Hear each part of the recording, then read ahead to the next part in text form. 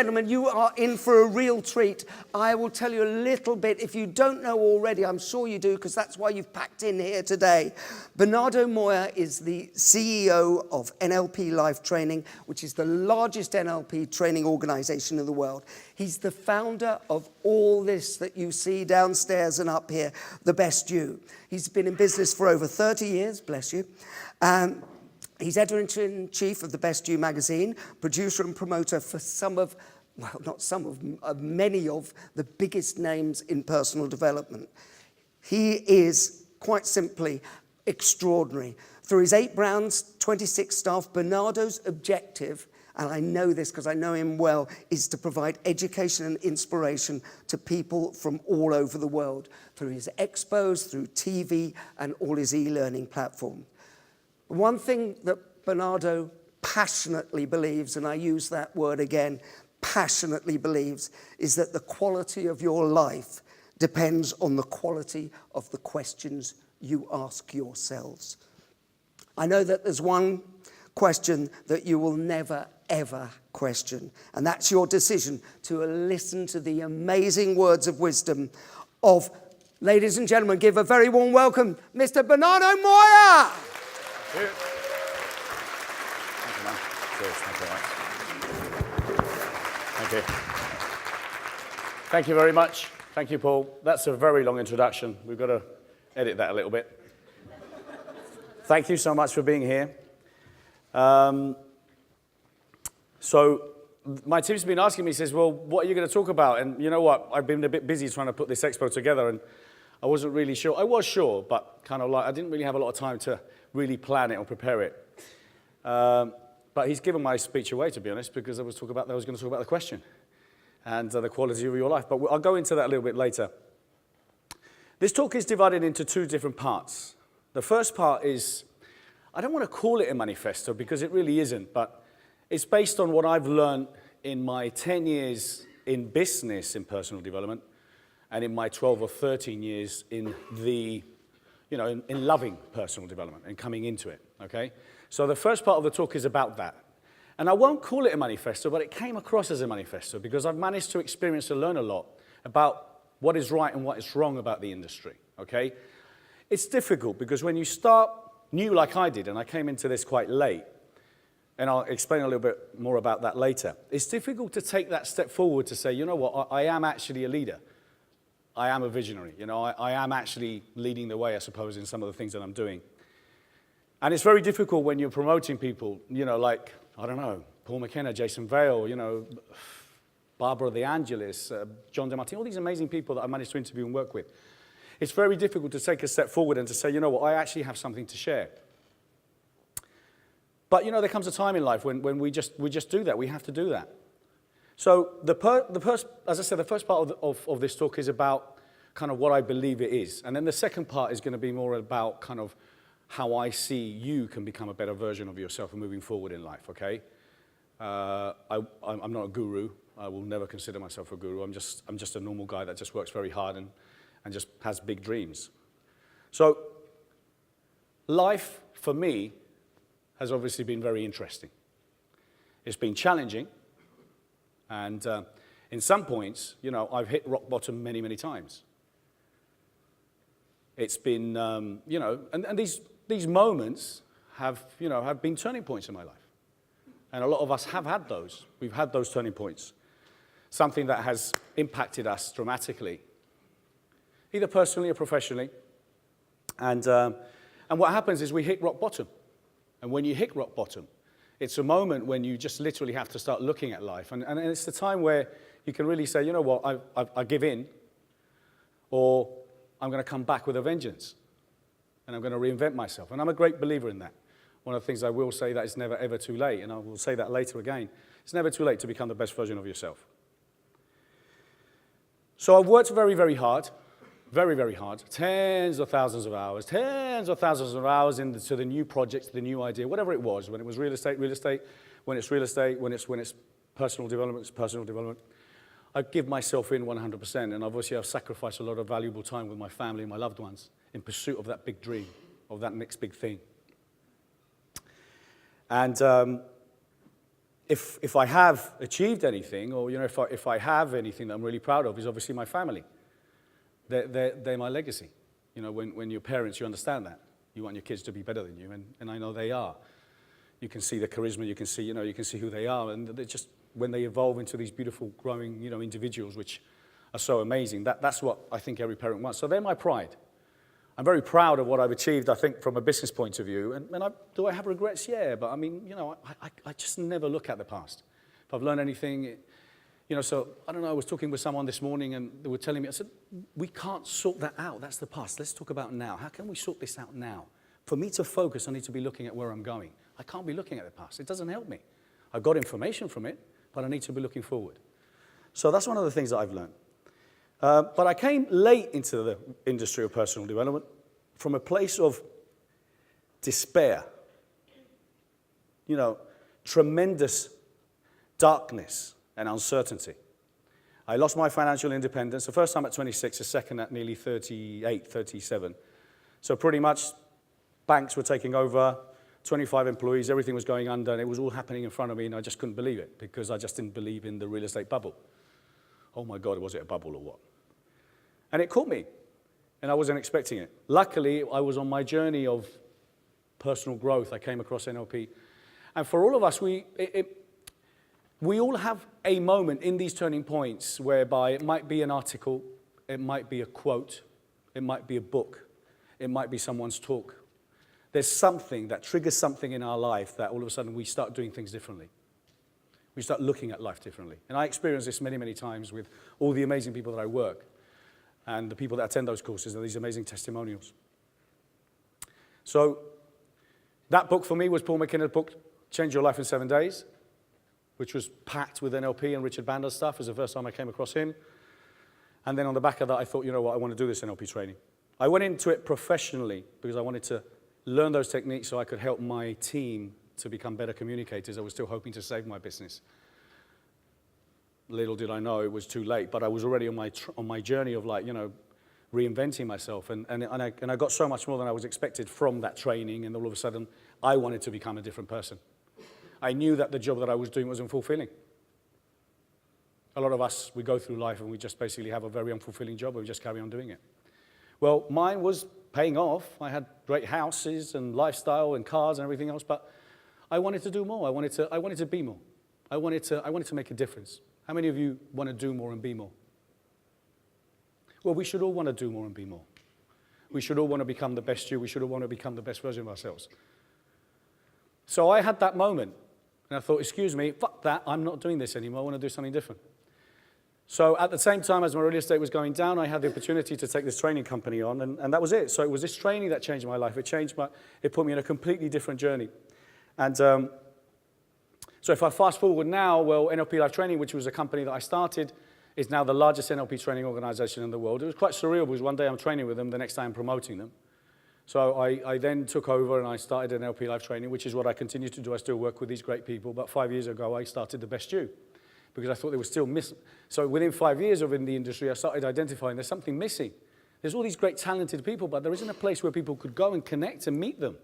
And there isn't a place where those that are looking, seeking, interested in inspiration or becoming the best version of themselves to meet. So that was the whole idea of The Best You. That's how it came across. Started with a magazine. I instantly knew I wanted to do expos. I wanted to do it all live and blah, blah, blah. So this was in my head 5, 6 years ago. And I'm a great believer in the law of attraction, but law of attraction with action. But I'm also a great believer in the law of manifestation. If you make big pictures, you make big pictures in your head, you think big, things will start coming your way. If you don't, it's never going to happen. So I had these ideas in my mind many years ago. I mean, this is a very mini expo for me. I want to have 50,000 people. I want to run them all over the world. I mean, you can't even imagine. I mean, my pictures don't fit in this bloody building. So that's how I got into it. And what I will say is that I learn a lot, and to say that I learn a lot is an understatement. I've worked with some amazing people. But I've also have to say that, and I've worked with some amazing people. But let me say on the other side, I've also met a lot of people. Now, this is me now, the promoter, telling you that I've met a lot of people that I am very disappointed with. These are people that are in the industry who are simply interested in being in this business for the wrong reasons, for making money. They're just interested in filling rooms and just making sure that they sell to as many people their new program. There's a lot of people that read, that write these amazing books, but they're not congruent. I've met them. And a lot of them are sad, angry people. A lot of people should read their books, memorize it, and then go and practice it. Again, very disappointing. So that's what I feel in somehow is wrong with it. I think a lot of people expect me to put everything that I have put, everything that I work so hard. You can't imagine what it is to put an event like this together. And everyone, or some people expect me to put all my resources at their disposal simply because of their name, and it's not right. So, but then on the other hand, there's the other people that are on the other side of the book, the quote, the seminar, and I've come across three types of people. There are those that are literally in the world, they've learned certain things in life and in school, and that's it, they're pretty much getting on with it. They just have, in a way, given up. They live a relatively sad life, waiting for something to happen or to the day ends, till their last days. And then there's those that have these amazing dreams, that want to do things. They read, they interact, they go to seminars and stuff like that, but then they procrastinate. They don't take the step forward. They keep on dreaming. And that's a shame. Because if we read these books, if we attend these courses, it's to take action, to make it happen. And then there's those that, the third lot, which are the not last but least, but they are, these are the people that are changing the world. These are the people we look up to. But this has been happening from the beginning of time. I'm not talking about inspirational speakers. These are people that have said, you know what, I want to do this, and they go and do it. And they become the leaders of the world. So, one of the books that I read recently, which I would really recommend, and unfortunately we didn't have it in the book, but Brené Brown, Braving the Wilderness. How many of you read it? Highly recommend it. An amazing book.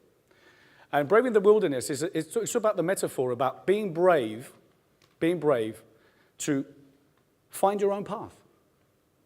And finding your own path means sometimes you're going to be prepared to be alone. Braving the wilderness. And we're scared. We're frightened. And funny enough, 2-3 months before that, by reading her book, I actually came up with something. One of the days when I get some inspiration, which is when I normally walk. And I came up with that, the same thing, which is I would rather be alone. I've always been like that. I would rather be alone than with someone that doesn't believe in me. I would rather be alone than with someone that insults me, that doesn't believe in me, that gives me negative words. I would rather be alone than with people that don't believe that the world can become a better place. I would rather be alone than with anyone that basically doesn't believe that, equality should be a norm. So think about it. Be prepared to be alone if you want to succeed in life. Break those comfort zones that we tend to live in. They're no good. Push yourself.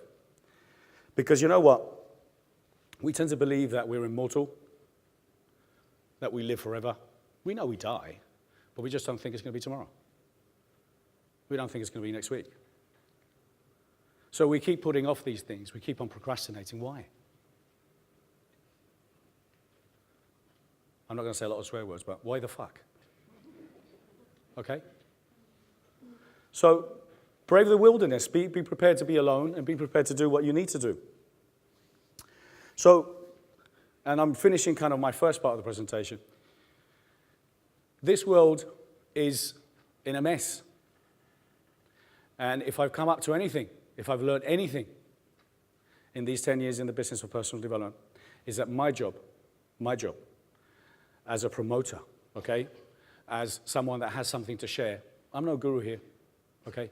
I'm just simply saying that my job is to try and educate those that are educating others to make sure that we teach the world, because I believe people that are in this personal development industry hold the flag of change. We need to change the world. You becoming the best version of yourself is your obligation. You have to become the best version of yourself. You have to be the best you, because the world needs you. And because you know what? If you are the best version of yourself, your family and people around you, better or worse, are going to be better too. And then you're going to be working for a company that cares about the environment, cares about the things. And there's many things that we need to take care about. Slavery. We were talking about slavery. We did a panel this morning about A21. There's 34 million slaves in the world. There's some ridiculous stats. Global warming, plastic in the oceans, mental illness, inequality, in the workforce or whatever it is. These are things that need to be addressed. So you also, by becoming the best version of yourself, you need to make sure that you are addressing the things of the world. And that's what I want the best you to become.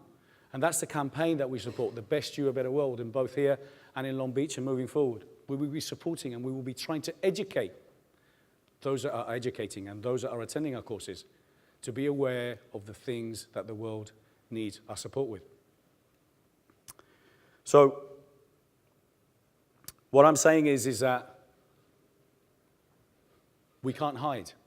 You can't hide. You can't hide anymore. We've all got to take action. So, just to finish this part of the talk is just to simply say that. Becoming the best you is your obligation.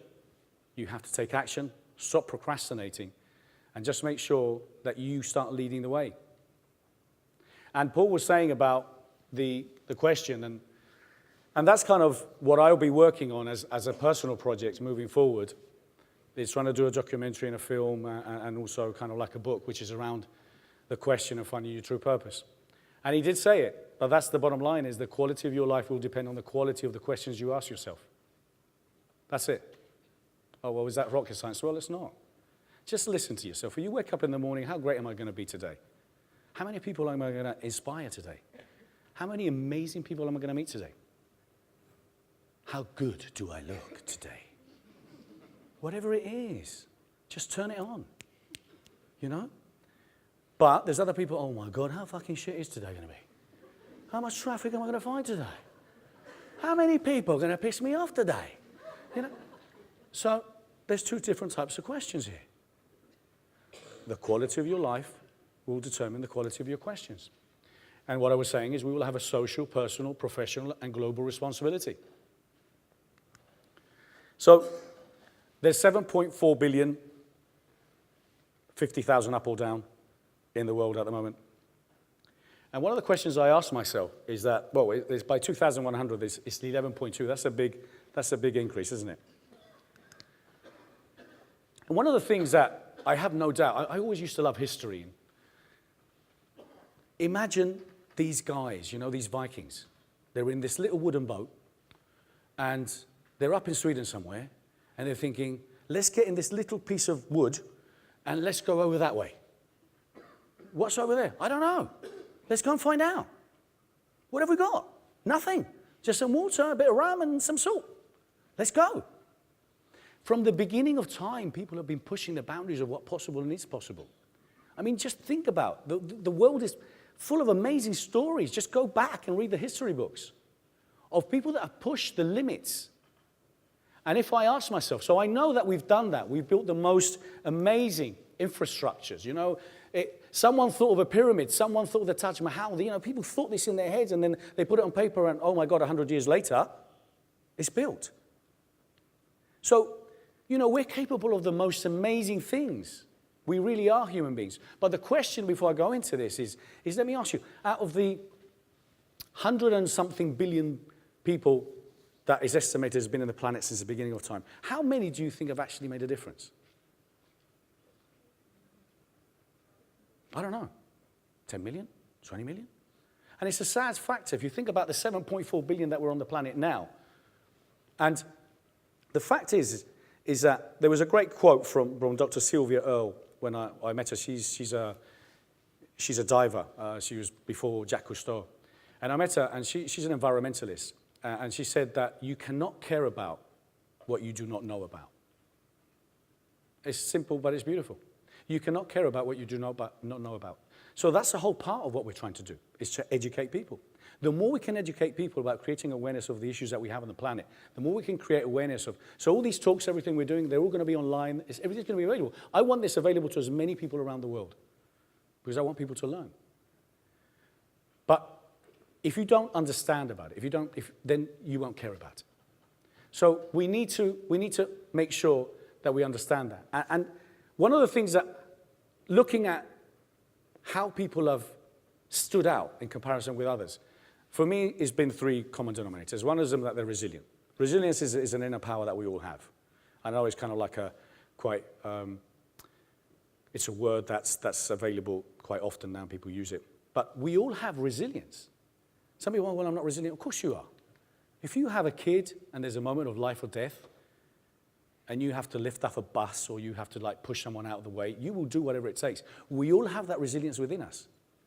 But why do we have to be in these extreme situations to pull from it? We're all capable of doing the most amazing things. Resilience is, you live in a war zone where there's bombs and you've got no food and you're trying to keep your family alive, and you have to put them on a boat and you have to cross the Med because it's the only option you have. It's the only option you have to do it. So we all have that resilience. And that's one of the common denominators of people that succeed and stand out in life. They're resilient. You have to be resilient. The other thing is change or revolution. From the beginning of life, if we look at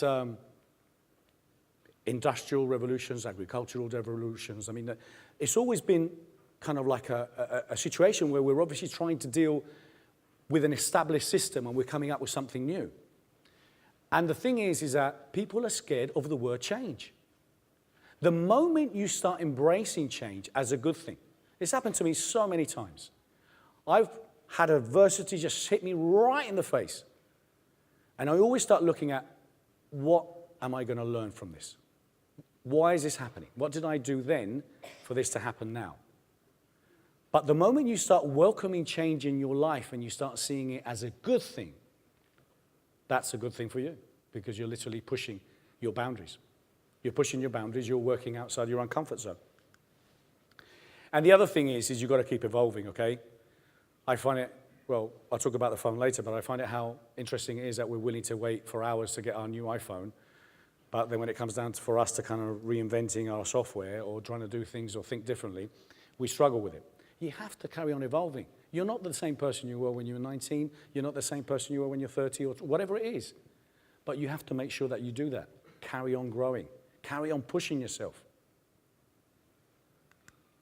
And there's life is, I mean, I love, again, you don't have to go far just to read the facts of so many people that have reinvented themselves, and people that are resilient. Tim Ferriss got turned down 26 times, the 4-hour book. Jack Canfield, he got turned down 140 times. 140 times. He is, if not one of the most established authors in the world. He actually self-published at the end. Agatha Christie got turned down so many times. J.K. Rowling. People that reinvented themselves and started very late in life. It's packed, it's full. The stories, Ronald Reagan started at 55. Stan Lee, Spider-Man and Martel, 45. J.R. Tolkien, Lord of the Rings, 62. Harrison Ford started at 35. Al Jarreau, he started at 35 as well. Oprah, I mean, oh my God. You know the story of Oprah. Raped at 17 by family, abused. She lived obviously in an area where, racism was a big thing and trying to get into the media industry being a woman. Look at her now. Sylvester Stallone, 35, had to give up all his jewelry just to, and sell his dog in order to keep the rights of his book, Rocky. And so on and so on. And we live in an amazing time. I mean, in the old days, if you thought something that was out of the box, especially if you were Spanish and you lived near the Inquisition area, you were burnt alive. How lucky are we now? I mean, literally, we can get on our phones, we can say what we want. We can tweet away. Yeah. So, we've thought amazing things. We have amazing tools at our disposal. I'm sure you know, but we've got more technology in our iPhones than they had in the Apollo 11. We can go global, we can be Facebooking live, we can do anything we want. The only thing that's stopping you, in some cases, is you. Hashtag no excuses. Hashtag no bullshit. That's my approach. I can smell bullshit from a mile away. I can hear people talking about all the reasons why, all the reasons why, all the reasons why. What are you actually going to do about it? So the world is full of contrast. We have a big objective and we have a big goal for us to achieve. And what we're trying to do through our teachings and through our learnings is to inspire and reach 150 million people in the next, 5 or 10 years. And I remember I was in a talk, and this was like, I think a year and a half or 2 years ago, and I think I said, we're going to try and reach 10 million people. And this guy said, why only 10? He really pushed the button. So I said, no, you're right. Why only 10? I mean, if you're thinking about it, I mean, if we get into the US market or we just start putting all our content available in China or in India, then all of a sudden, we're reaching 150 million people overnight. So from a person that read a book 13 years ago, from a person that attended a course 12, 13 years ago, from a person that got into personal development 10 years ago, and I've been in business for 30 years, okay? And I've failed many times. But I'm here now, and I've come up with the idea of the best you because I'm looking for people that are interested in changing the world. I'm interested in people that believe that anything is possible anytime.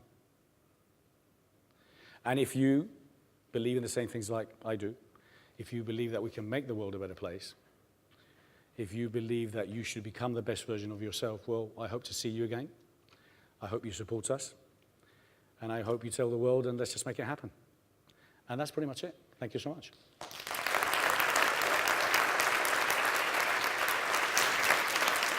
Ladies and gentlemen, I think you'll agree with me, a true inspiration.